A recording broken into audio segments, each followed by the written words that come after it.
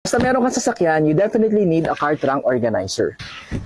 Ang linis na tignan ng kotse natin, wala na tayong kalat-kalat, hindi na siya sabog-sabog. May anak ka man o wala, sigurado ako, marami kang gamit sa sasakyan. Pag wala kang organizer, sure ako, katulad ka rin namin, na kalat-kalat yan sa loob ng sasakyan, lalong-lalo na sa likod, just to keep things organized, para po hindi nawawala yung mga gamit, para hindi rin nakaka-stress every time na binubuksan mo yung likod ng kotse mo. I highly recommend itong car trunk organizer na to, kasi sobrang dali lang install, tapos na-adjust mo pa yung pinaka-panel, kung ano yung partition na kailangan mo. Halo-halo kasi yung gamit natin sa sasakyan. Minsan ako may diaper ng mga bata, yung panghangin ko ng gulong nandito rin, emergency snacks, dahil may baby tayo, child carrier natin, tapos naglalagay na rin ako ng mga extra shirts pang emergency, di ba? Kung wala tayong organizer, medyo magulo-gulo siya tignan. Pero ito, I really like the build. Para siyang carrier dito. Tapos kapag naman isasara mo na siya, ganyan lang, meron siyang double lock dito. So kung titingnan mo, from ganito kakalat, magiging ganito na siya ka-organized, di ba? Tapos yung price niya, napaka-reasonable, less than 700 pesos lang, yung ganyang kalaki. You can opt to get the smaller one sa mga smaller cars, pero for SUVs and sedans, I highly recommend itong 70 cm na size.